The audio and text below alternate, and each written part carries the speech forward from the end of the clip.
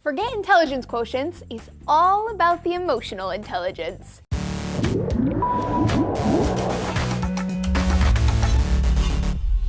Hey everyone, Lacey Green here for D News. You've probably heard of IQ or intelligence quotient. If you haven't, you clearly haven't seen every single episode of D News, for shame. But hey, have you heard of EQ, also known as EI, which stands for emotional intelligence? It's a measure of how well we identify, control, and understand our own and other people's emotions.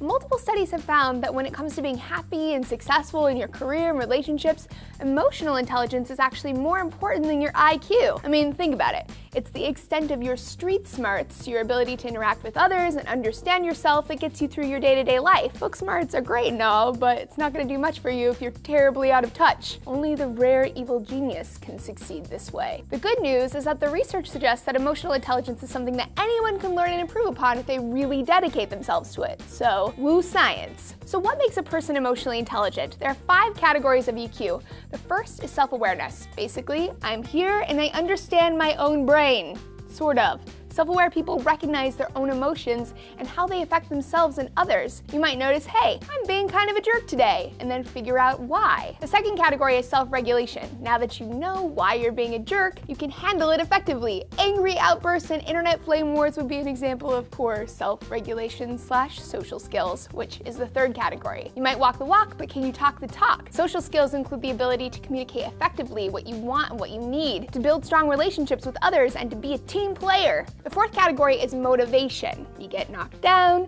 then you get up again, because they're never going to keep you down. You're the kind of lady or man who presses on and stays positive. The last category is empathy, and this one is considered the most important for career success. Empathetic people want to understand others and how they feel about things. This helps a person to provide excellent service or to understand what people around them need to do and be their best. So all this means that people with high EQs tend to fall into certain patterns. They're often great leaders because they know how to pay attention and read the needs of their team members. They know their own strengths and weaknesses and are in touch with their own emotions because they're highly self-aware. Those with a high EQ also tend to want to do good. They don't want to be the type of person that makes you facepalm at humanity. Because they're able to focus outward and not be completely distracted by their own head junk, they're a bit more mindful about what's going on around them and what others are experiencing.